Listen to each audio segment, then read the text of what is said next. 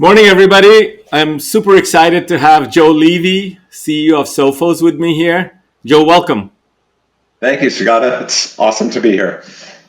Well, we go a long way, Joe, almost 20 years or more. When we started together at a little company who now competes with you, we're pretty scrappy. We're all in a room together. We travel together.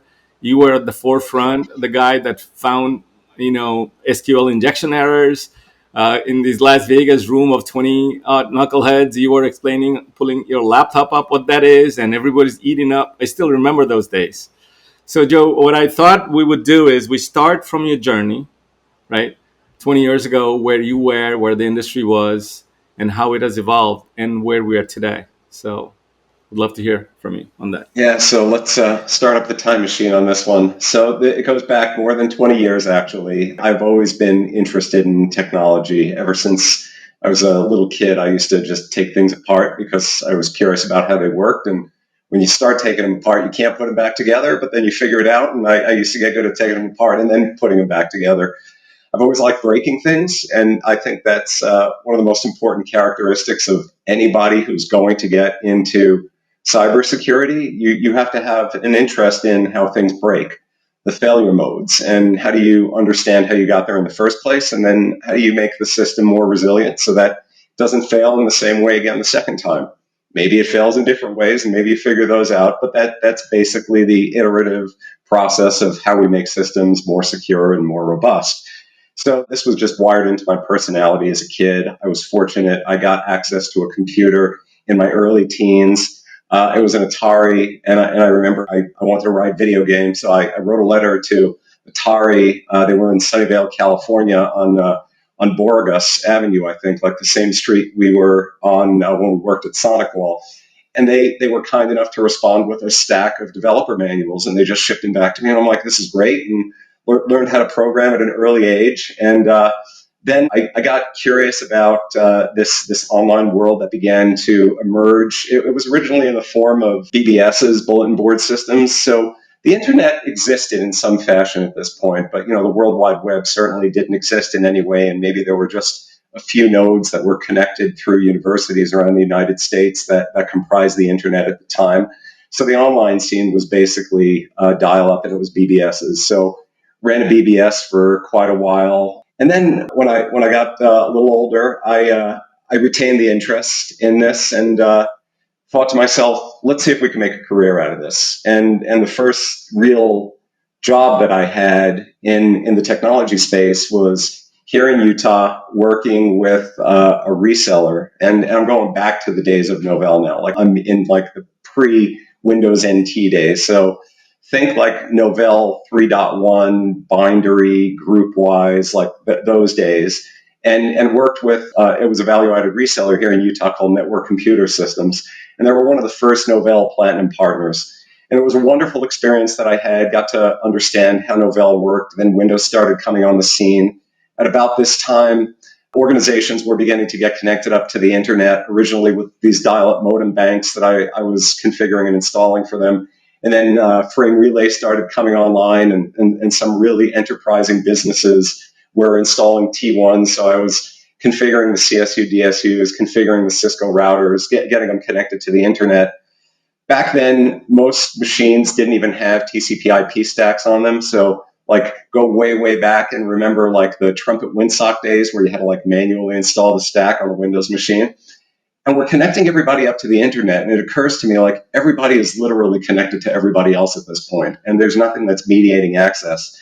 So there were a very small number of commercial firewalls that were available on the market at the time, and they were remarkably expensive, at least by the budgets of the customers that we were working with. And we were primarily focused on the SMB and the mid-market, just local businesses here in Utah. So I started looking at the Linux operating system, and it had some nascent packet filtering capabilities, like if you remember back to like IP chains, like those days.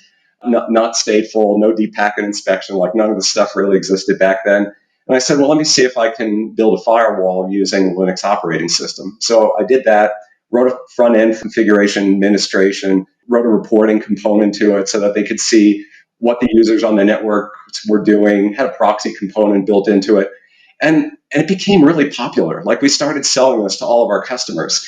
And that was when I realized, wow, there's probably a career to be made of this security stuff. And that was what set me off in this direction. I've always known you as a CTO, and now you're a CEO. So we'll come to your current role, but let's go to the CTO role. Among all the CTOs I've known, you've been one of the greatest storyteller, and I always felt your command of the language possibly gave you an extra edge. So if we have to kind of stay on that edge, tell us a little bit, how has the security landscape evolved over the last couple of decades, Joe? Wow, it's been a remarkable kind of a co-evolution that we've seen between the attackers and the threat landscape, and then the defenders and the kinds of technologies and the kinds of services that we've been able to bring to market over the past 25 years now. So if we go way back, without taking everybody through a history lesson on this, we've always had this idea of bad guys are trying to run code on your machines that you don't want them to run. That's fundamentally at the basis of most of the kind of activities that we see that cyber defenders are concerned with. And originally it might have been for the purpose of disruption. It might have been for the purpose of proliferation just so that you could get bragging rights. It could have been for the purpose of a denial of service attack. It really wasn't until fairly recently that we began to see these like straight line paths from compromising an environment to an attacker actually being able to figure out how to monetize it.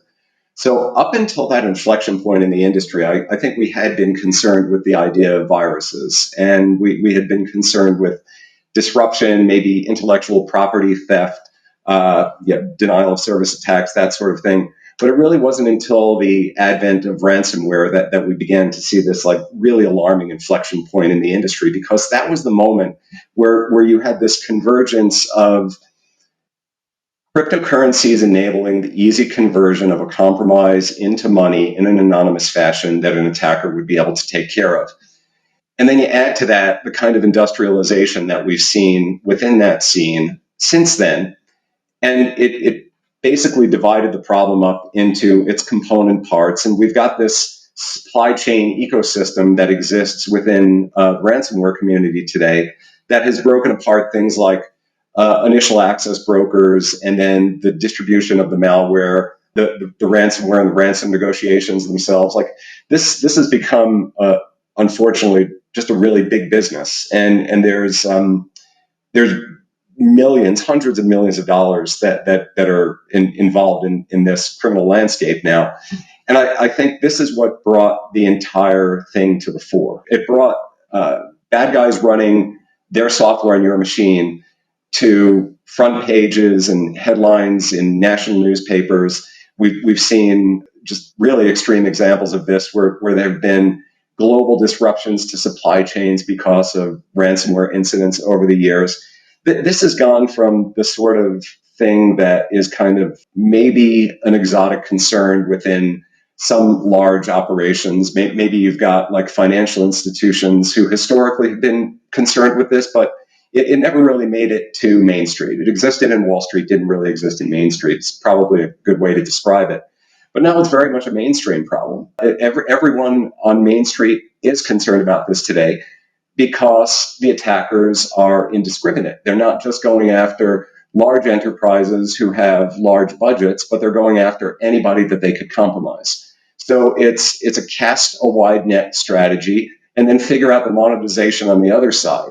And that contradicts an intuition that I think a lot of people to this day maintain, which is, why would anyone want to come after me? What do I have that's going to be valuable to them? Even if they do manage to successfully ransom some of my machines, we don't have that much money in the bank. We can't possibly afford to pay them. It doesn't really matter. And that's an intuition that I think is improving, but it's improving very slowly. And until people really wrap their heads around this idea that it is a combination of targeted attacks, but also this cast a wide net, indiscriminate victimization that we're seeing with this massively industrialized ecosystem behind it, that we're really not going to get the sort of attention that we need to actually change the trends and change the outcomes that we're seeing. So if we take that as a framework, that's the environment we live in, then tell us a little bit about someone like Sophos. How are you addressing the endpoints and the gateways and the cloud and sort of the kind of a boundaryless organization across countries, across regions, across people profile. What is your approach to that? So our modern IT systems just become more complex, more interconnected, more complicated, and more inscrutable all the time. The idea of I've got a perimeter that I could defend has been gone for effectively 20 years at this point.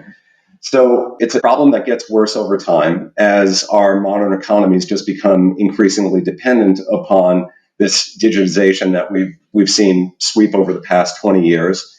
And now we live in an API economy. Everything is connected with everything else. Nobody exists in isolation. We've got these very, very complicated supply chains where we've got upstream and downstream dependencies. Half of the time, we can't even enumerate all of the vendors that we're working with. And then if you begin to think of the explosion problem that's associated with that, let's say an organization of our size, we have about 1,500 vendors that we work with, plus or minus.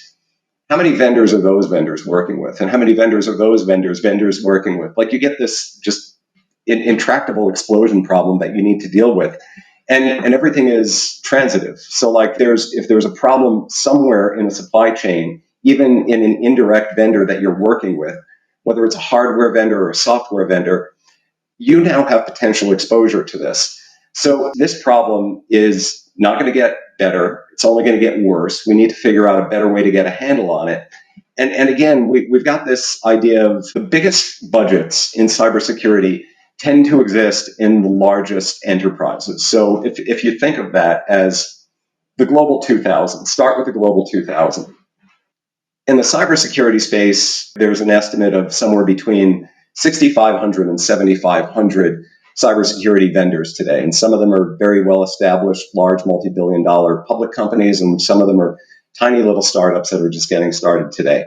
Very, very large number of vendors that are competing. The vast majority of those vendors are going after the Global 2000. And the reason why they go after the Global 2000 is because they tend to have the biggest budgets. They tend to have the greatest awareness of the cybersecurity problem. They tend to have the best knowledge about what kinds of solutions, combinations of products and services are going to produce the best cybersecurity outcomes for them. And it's just easier for them to go after that customer base. The result of that, unfortunately, is that it leaves the other 99%, the small to medium business and the mid-market segment, relatively unaddressed. Just because there's more money in this pile over here and it's easy to go after the more knowledgeable buyer, there tends to be relative neglect for the other 99%. And my background, as I mentioned, was working with local small to medium businesses. I have a good understanding of what it takes to work with them and how challenging trying to do cybersecurity well can be for them. And when I had the opportunity to join Sophos, I looked at it as a really good chance to do something important. I like to describe it as a kind of a nobility that accompanies undertaking doing cybersecurity for the SMB, just because of this state of relative neglect that we see. There's this hyper focus on the 1%, and there's this relative neglect on the 99%. There's economic paradigm that could be applied to this. It was about 2012, I think, that Wendy Nather, who's a resident CISO, most recently with Cisco, coined the phrase the cybersecurity poverty line. And what it basically describes is this phenomenon of haves and have-nots in the industry.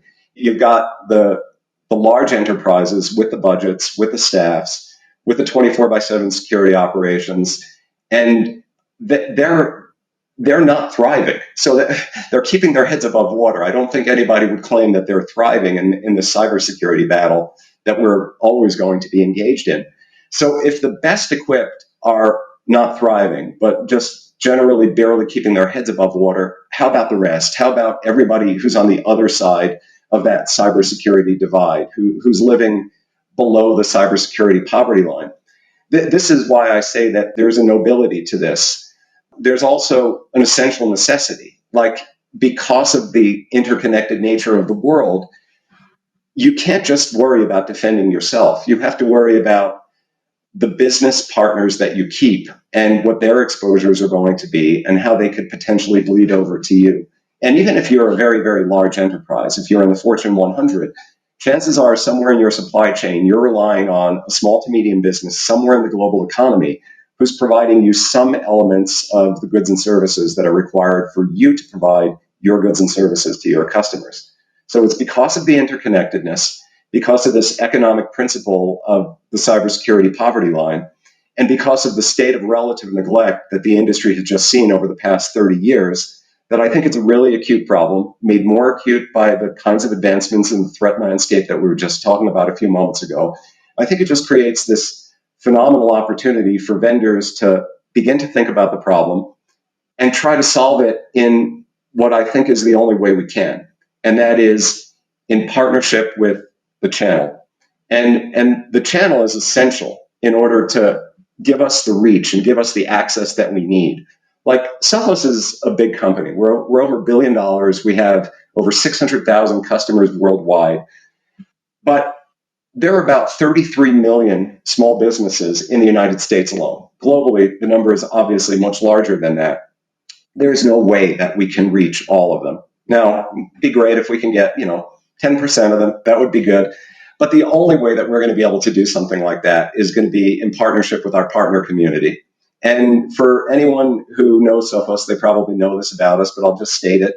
We are unambiguously a channel company. Everything we do is through the channel, always has been, will continue to be so.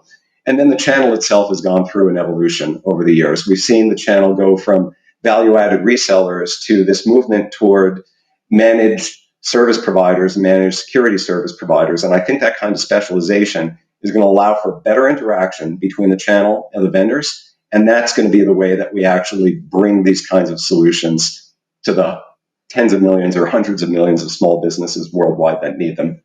That's brilliant. So if we take those two parts, end customer and the partner provider. So when you think about end customer, if I'm a SMB owner or a mid-market exec, C-level, why would I look at Sophos? What's your superpower? Focus. Focus matters. So I think having an ability to bring technologies that are suitable to a target audience is essential to this whole thing. You can't take esoteric security control that requires months of training and a large staff to operate and put it in the hands of a small to medium business that might not even have a dedicated IT team, let alone a security team, let alone a CISO who can help them to design their programs and practices. So there needs to be accessibility. And the accessibility comes from an empathy and an understanding of how the business would like to be able to interface with the technology, with the service, but also how they would like to be able to interface with a company. And there are a lot of vendors out there who only have a direct sales organization. Maybe someday they would like to build a channel for themselves, but they haven't prioritized it and they haven't done so. And this tends to be true for most startups. I've done a couple of startups, so I can speak from personal experience. Most startups generally build a direct sales organization first, and then at some point after they've begun to achieve escape velocity, they can begin to make an investment in the channel. Building a channel operation takes a very, very long time. It requires a lot of trust, and it requires a lot of money, and it requires a lot of time. So, Joe, which is great that you're highly focused on SMB and mid market. That makes you different from the other guys that are chasing the top part of the market. As you said, you're about the 99%. So, talk to me a little bit about a partner ecosystem. If I'm a partner, if I'm looking into a Sophos, if I'm already in business with you, that's great. I know you, I trust you.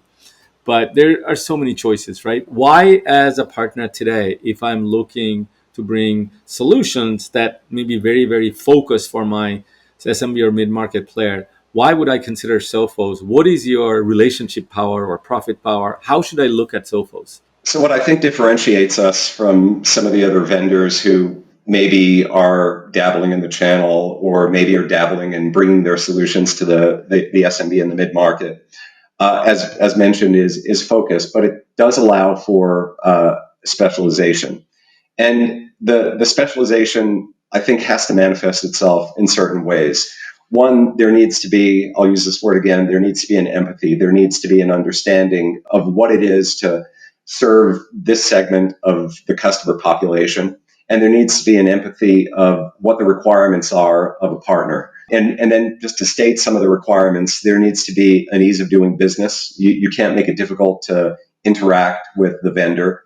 The vendor needs to be responsive. The vendor needs to have a good global support organization with what is hopefully an attractive kind of an SLA for problem resolution. They need to have a responsive channel team. So when the partner needs help, they need to know who to contact, and they need to, again, expect a kind of an SLA from that kind of engagement.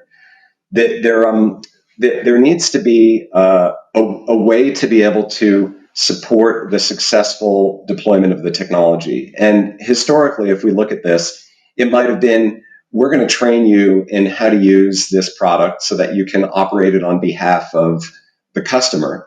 And that model served us pretty well for a period of time. Then you begin to run into problems of scale where now if the partner wants to go out and acquire the next 50 customers or the next 500 customers, are they going to need to staff up so that they can actually deliver the product to the customers? Or is there a model by which the vendor can actually help them with that? And then there could be this collaborative engagement model where maybe the vendor is providing a service offering of their own. And now the partner has the opportunity to say, we're going to staff up a certain number of people who are going to be running our own SOC. But then in order to be able to grow without having to add another 30 people in our SOC this year, we're going to partner with a vendor who can actually help us to deliver it either as a product or as a service or in some combination of the two of them. So that kind of flexibility in the engagement model, where the vendor has already established this kind of hybridization of the products and the services that they're building, and then affording that kind of flexibility in the way that the partner can engage with them so that they can reach a greater number of customers, I think that's also a really key differentiator. It's been one of the key drivers of the success of the growth of our MDR business. We launched MDR about 5 years ago, and we're. Can you just explain what MDR is for those who don't know? You bet. Yeah. Pardon me. I live in acronym land, and every now and then you have to expand them. That's a good point. So MDR is managed detection and response, and we overload a lot of acronyms in our industry. So before there was MDR, managed detection and response, there was EDR, which is endpoint detection and response. And then there is this variation of that called XDR, which is extended detection and response. So you could think of EDR as the evolution of endpoint security tooling. Endpoint security just used to be stop malicious stuff from running on my endpoint. Maybe we used to call it antivirus. So EDR provides not just the protection capabilities, but the detection and response capabilities as well. And the reason why this is important is because not everything is categorically malicious. Probably the best known example of this in the industry is this category of threats that we call living off the land or living off the land binaries, where a bad guy will actually use the native operating system administrative tools to perform malicious activity within the environment. Now you can't just say this binary is malicious because it's an actual legit admin tool, but it's being used in a malicious way. So we needed to be able to operate not just in these black and white modes of is it good or is it bad, but categorically, we don't know. Like it's not going to depend on the reputation of the binary itself, but rather the behavior of how things are being used. And this was the movement of the industry toward detection and response. It was very, very behaviorally oriented, and it began to concern itself with operations that were occurring in that gray area. These technologies are kind of hard to use. Like no matter how well they're architected, no matter how simple we try to make the injection of threat intelligence into them and the automation of reaching some sort of a conclusion within a detection or an escalation as to whether this thing is potentially benign or malicious or what the disposition should be, still requires a greater degree of expertise than the traditional sort of set it and forget it mode of doing security. So it does require training. It does require interaction. I like to say cybersecurity it's an interactive sport. You can't just spectate anymore. You actually have to get in there and you need to interact with it. And attackers are smart, of course, so they're going to look for the best opportunity to succeed in their attack, and that's generally 3:00 in the morning, on the weekend, over the Christmas holidays. Like they're very, very opportunistic in this respect. So if you're not running a 24/7 by 365 operation with people who are skilled at using this technology to perform these sometimes exceedingly complicated detection and response and hunting and response operations, your chances of succeeding in defense are going to be reduced. So If I may sort of build on that, so if I'm a partner, and what I'm hearing is you have differentiated solutions in MDR, XDR space. You're providing a NOC and SOC infrastructure in the back end so that they don't have to spend millions. And not just that, they may not even have access to talent. How does Sofo, how would you engage with a partner to bring that capability to an SMB or mid market? How do you do that today? Yeah, so we wanted to simplify the packaging and the delivery of managed detection and response as much as we could. And we initially did that by making it a SKU that our partners would sell just like any other. The same way that they could sell a product, they have the ability to sell our MDR service.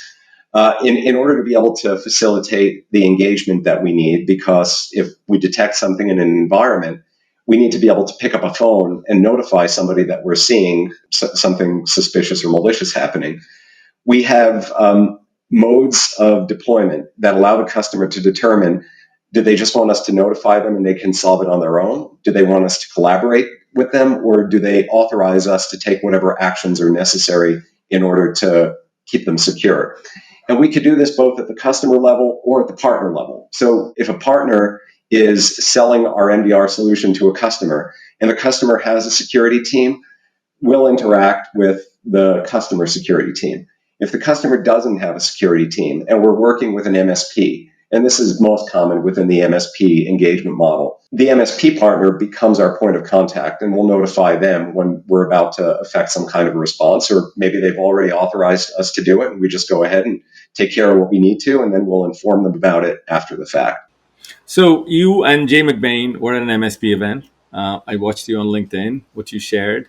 I was chatting with Jay this morning. He's very high on the managed services space simply because security is getting complex. Access to talent is not easy. You need a huge infrastructure. So for sure in SMB and mid-market, even enterprises are leaning on managed service provider or managed security service provider, right? So where do you see the opportunity from Sofo's perspective, from a partner perspective?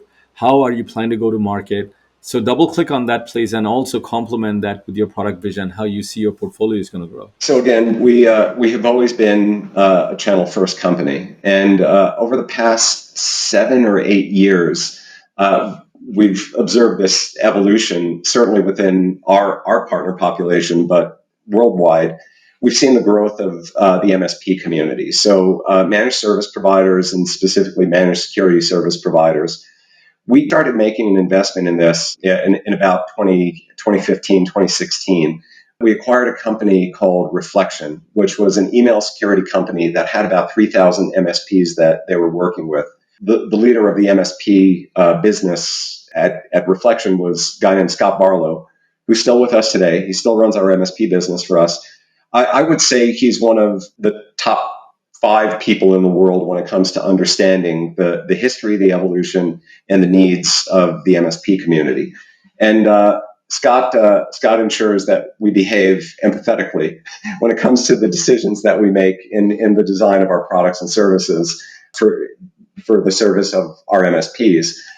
I think in the industry, we're just going to see this continued kind of transformation where more and more channel partners are going to begin to evolve their businesses and start resembling MSPs increasingly over time. That resemblance, it just implies that more than just selling a product, there is going to have to be a service component. And there's a continuum to service engagement, either as a vendor or as an MSP. Ultimately, where I think this should go is where every SMB should have access to a virtual CISO. And this is the end game that I would like to be able to get to at some point over the course of the next decade or so. And I think the way that we do this is in partnership with the MSP community. So when we think about the kinds of services that MSPs could bring to market, they have to be rooted in the foundation of how do we become a trusted advisor to our customers, to where involved not just in selling them the next product or the next service, but how are we helping them to devise a risk management strategy for their business? How are we helping them to put together a roadmap so that they can understand, are we continuously reducing our risk? And are we continuously making progress toward not just our business goals, but also our cybersecurity goals as an essential component of the overall risk management approach that every business should be taking in keeping themselves secure and viable? When you think about the stories that we hear about businesses having to pay ransom in the millions or in the tens of millions, these could be extinction events for small businesses. And we sometimes, unfortunately, hear about these sorts of incidents. It's not just a matter of, is there going to be some kind of a cost incurred if there is a cyber incident, but could this actually be the event that puts me out of business? And they need to be able to think about it in these terms, because a significantly severe cyber incident, a significantly large ransomware incident, has the potential not just to disrupt business operations, but for a small business in particular, it does have the potential to take them off the map. So, Joe, you used two very important words, and I know they kind of describe you also. First is trust, second is empathy. And, over the last few months, we saw a very large security company had a major issue, right? And hospitals were affected, airlines shut down, it affected manufacturing supply chain. And unlike some of their competitors, you compete heavily. You stepped up and you wrote this very word that, maybe I'm paraphrasing you, but you said we have to have a moment of reflection and a moment of empathy, because even the best of the best sometimes have issues. So instead of piling on someone else's challenge at the moment, we should rally behind that, because collectively you're solving very, very complex problem. I mean, these are more than rocket science problems. So tell me, as a leader, what led you to that moment to put aside your Sophos blue hat and jump in, as a colleague or a player in the market, to sort of stand up against them while they were going through a really rough time? So it's very easy to throw stones at moments like this, and we did see a lot of that in the industry. What was important to me was for organizations that, number one, have skin in the game. And skin in the game in this case means we are writing kernel modules to protect millions of endpoints worldwide. And number two, who are operating at this kind of scale, where the exposure just becomes extraordinarily large, and it does have the potential, in the event of some kind of a mishap like this, to cause a global outage, to cause something that the entire world spends days and even weeks talking about. When you're willing to put your neck on the line and be in that kind of business, invariably things are going to go wrong. And who among us, who in this industry who can make both of those claims, hasn't had some sort of an incident where there's been a software defect that has some degree of disruption? So that's where my position was coming from. I fundamentally believe in the variation of the golden rule that says, don't do unto others as you would not have them do to you. And that was just an example of that. Now, does that mean that the system couldn't have been improved, that it couldn't have been more resilient, that there couldn't have been safer deployment practices in place that could have prevented that kind of a global outage from occurring? Absolutely not. Clearly, there are ways that we can improve this.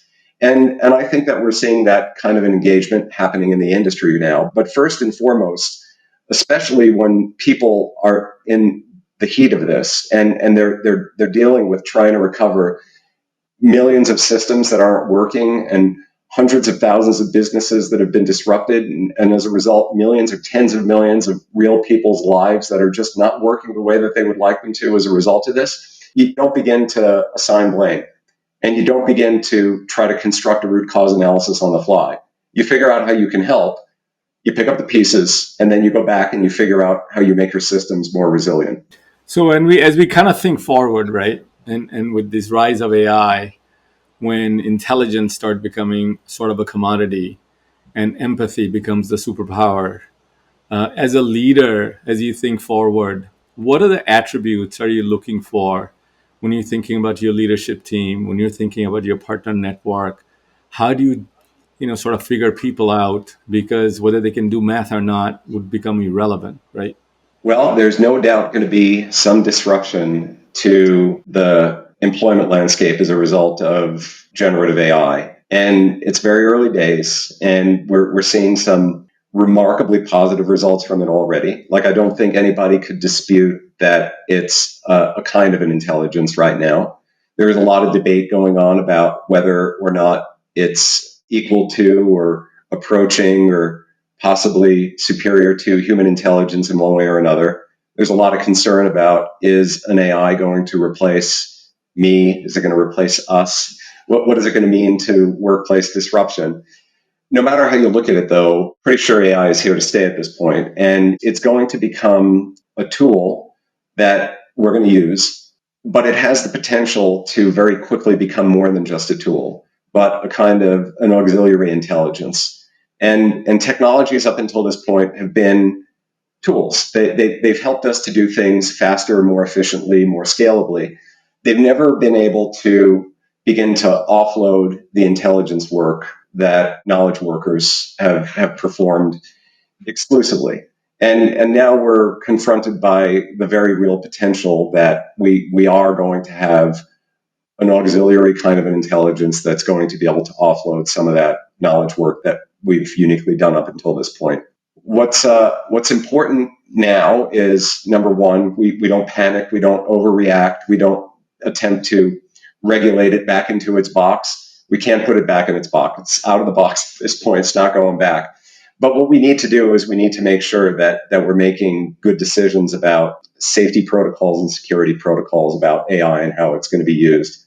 Now, there is, of course, a concern about the arms race that exists globally between different nations and different interests to be able to leverage AI. So we can't move too slowly, but we need to move cautiously and responsibly. Like, we can't throw off the security and the safety safeguards and concerns just because we feel that we're dealing with a very competitive global environment. We have to get there first. That doesn't get anybody to a good destination. That's the way that I think about it, just at a global level and a workplace impact level. Now, as it relates to cybersecurity, naturally, we've seen both good examples and bad examples of AI being used. We've had AI in service of cyber defense in our products and services for about 7 or 8 years now. We've got about 65 different deep learning neural network models deployed across our products and our services, and they're preventing millions of bad things happening every single day. Now, the advent of generative AI, large language models, has given us an ability to reason with narratives that we've just not had an ability to do. So simple things like try to determine what this command line invocation actually means, try to determine the intent when you look at these sequences of 5 or 6 or 10 detections that we could put together and construct a narrative about what the attack chain might be heading toward. Or it could be just providing better interfaces for our analysts to be able to interact with data lakes and interrogate the data that helps us to produce these detections and then drive our response actions. And we're seeing all of that happening right now. We're rolling out capabilities like this. We have them in service of our MDR offering today. Many of our competitors are doing the same thing. But fundamentally, this is not going to be we're going to replace people with an AI. It's going to be, we're going to make people better at what they do with an AI, at least for the foreseeable future.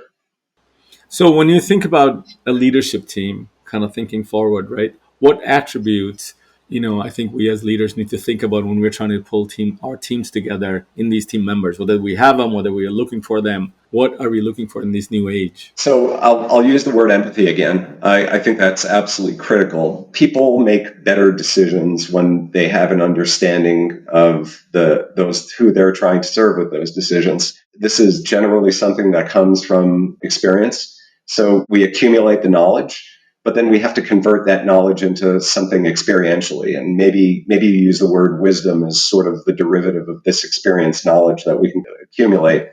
That means that if you're providing something like a security operations center service to customers, you ought to have actually done it at some point in your life in order to understand how it should be, how it should work, how you should package it, how your customers are going to want to be able to engage with it. So empathy helps us make better decisions, and it's driven by the combination of the knowledge and the experience that our lifetimes give us. So I look for people who have that to some degree. It has to exist in kind, and then it exists in varying degrees.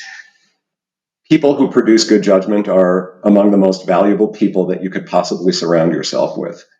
And this is not something that I expect is going to be replaced by an AI anytime soon. AIs can be helpful in making some of these decisions, but ultimately, human judgment is one of the most valuable things to me in picking not just my leadership team, but picking employees here in Sophos. And I think that will continue to be the case for a very long time to come. That is amazing. Well, Joe, I know we're coming to an end here. I would love to have you back to talk more about the vision and the future related to AI. I know you all are doing some amazing things in that part. But thank you again for being here. You bet. It was great to join you, Sagata. Thank you, Joe. Have a great afternoon. You too. See ya. Bye. Bye.